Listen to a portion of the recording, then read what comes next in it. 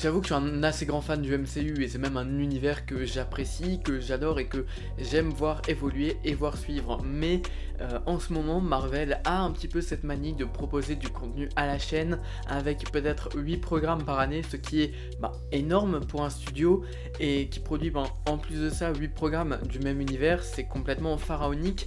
Et forcément, quand on produit à la chaîne comme ça, la quantité est beaucoup moins élevée et du coup on a une très mauvaise qualité pour la plupart des projets Marvel. Et donc oui, moi personnellement, ça m'énerve de suivre le MCU, qui est un univers avec lequel j'ai grandi et que j'apprécie beaucoup, proposer des contenus de plus en plus nuls et parfois qui nous prend un petit peu pour des cons. Et si aujourd'hui j'ai regardé Werewolf by Night, c'est parce que je garde toujours un œil sur le MCU, parce que il m'intéresse toujours autant et que en vrai, c'est un univers que, comme dit, j'ai grandi avec et forcément je veux continuer de le découvrir.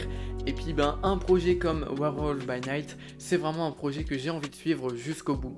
Parce que la promesse est assez particulière, hein. Marvel qui sort un moyen métrage uniquement en noir et blanc, style années 30 et en plus de ça horrifique.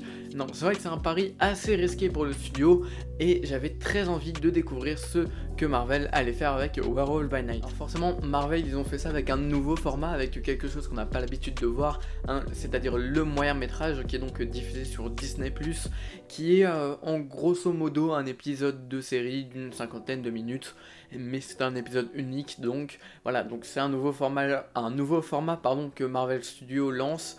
Et donc on va avoir à travers ce nouveau format, là on a eu donc Werewolf by Night et on aura les Gardiens de la Galaxie aux environs de Noël. Bref, c'est un nouveau format et même si j'ai énormément apprécié Werewolf by Night, c'est un projet qui a été réussi, un projet risqué, mais je reviendrai dessus. Mais je pense qu'il faut directement parler de ce nouveau format, de ce format moyen métrage qui porte totalement défaut à l'œuvre. Alors, je veux pas faire le fan lambda de Marvel qui va te dire oh là là, je veux encore plus de Marvel parce qu'il y en a pas assez qui sort par année.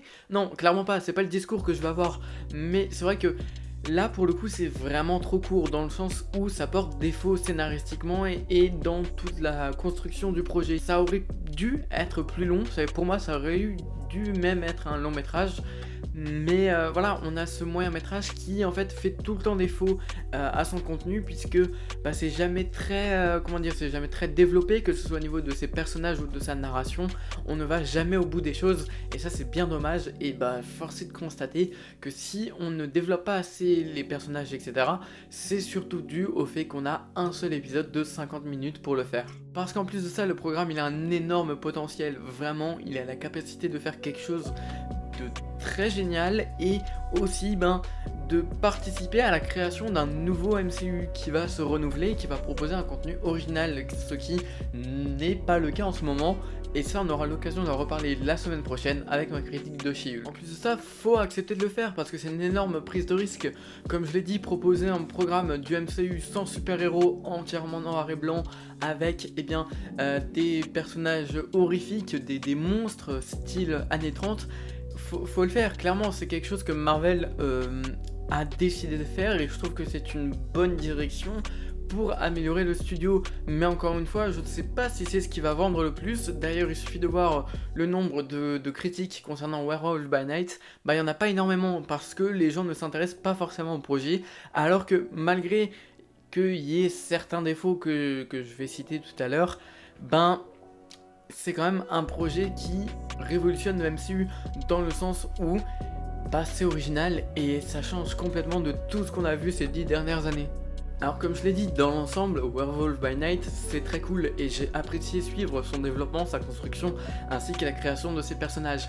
Cependant, je trouve que déjà du fait que c'est très clairement sous-exploité parce que comme dit on n'a pas le temps, mais il y a aussi une notion qui vient s'ajouter, c'est que c'est là où le film a essayé d'être original et de copier ou de faire le même cinéma qu'à une certaine époque, le film pour moi se foire lamentablement, c'est-à-dire que il essaye de reprendre on va dire le cinéma des années 30 et on voit qu'il en connaît les codes, on comprend que le film sait ce que c'est que le cinéma des années 30, mais je trouve que ce n'est pas forcément bien appliqué parce que on va avoir par exemple l'utilisation du noir et blanc qui dans les années 30 n'était pas un choix artistique, c'était forcément la base puisque la couleur n'existait pas. Enfin peut-être que je me trompe, je suis pas sûr, mais il me semble qu'en tout cas la couleur n'existait pas et que donc ce n'était pas un choix artistique. Et là, j'ai l'impression que Marvel en ont fait un choix artistique de par le fait que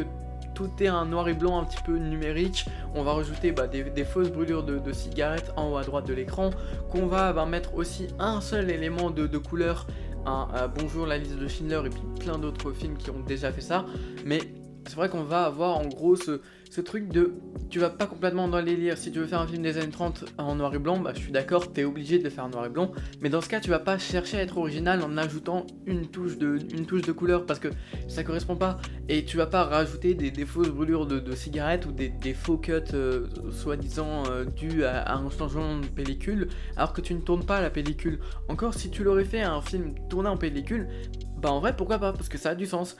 Là, ça n'a pas de sens. En fait, ça essaye de copier ce soi-disant cinéma des années 30 sans faire du cinéma des années 30. Et là, c'est dérangeant pour moi. Puis d'ailleurs, les années 30, ça aurait été très cool que l'histoire du film se déroule dans les années 30. Et ouais, en fait, on a que la mise en scène qui est restée dans cette période-là. Parce que au final, Werewolf by Night, ça se passe à notre époque, dans la chronologie habituelle du MCU. De ce que j'ai entendu, ça se situerait donc après She-Hulk. Donc voilà, tu peux pas, en fait, espérer faire ressortir un certain cinéma des années 30 en le filmant à notre époque avec le modernisme aussi de notre époque. Voilà, tu vas avoir des gardes avec des espèces de tasers ou des choses comme ça. Tu ne peux pas faire ça parce qu'encore une fois, ça ne correspond pas. Si tu veux faire du cinéma des années 30, mets-toi dans le contexte des années 30. Parce que là, on filme clairement avec les méthodes et plus ou moins les codes du cinéma des années 30 à notre époque, à nous, notre époque moderne. Et forcément, il y a un décalage qui peut passer chez certaines personnes, ça je veux bien l'entendre, mais qui chez moi, je trouve, c'est un décalage qui est assez perturbant et que je n'apprécie pas vraiment.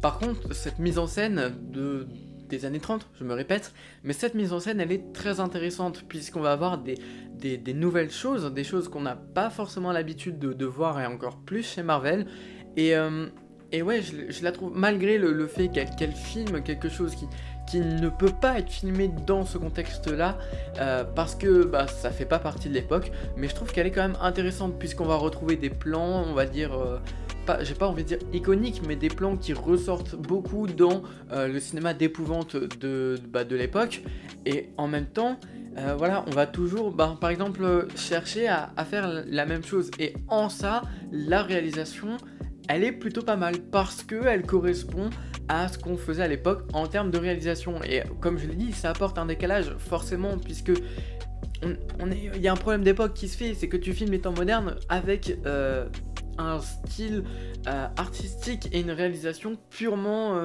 années 30.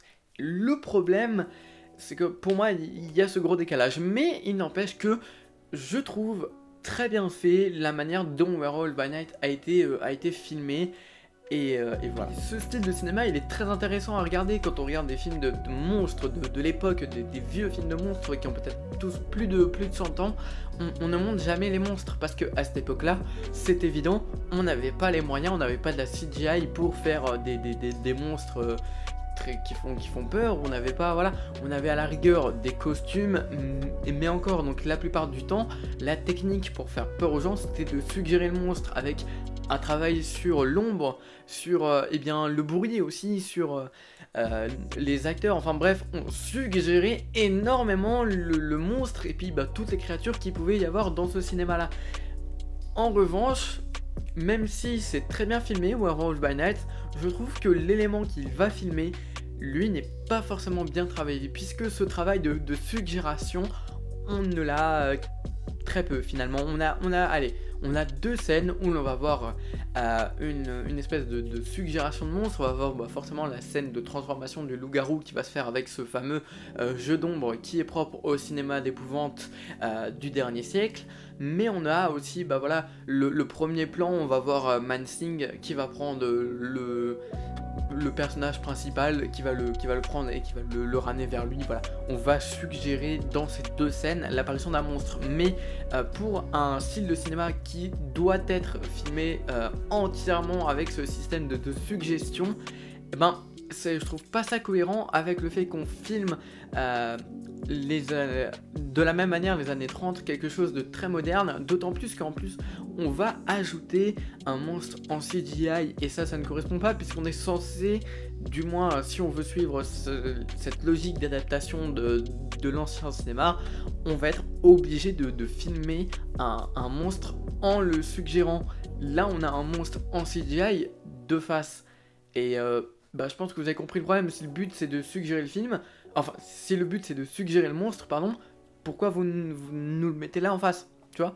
Et en plus de ça, un monstre en CGI, je parle de Mansing, voilà, il y a 2-3 petits trucs comme ça qui correspondent pas forcément, mais j'ai envie de dire, à la rigueur, on s'en fout un peu, même si voilà, c'est quand même dommage. Si vraiment tu veux faire un truc exceptionnel, fais ça au lieu de...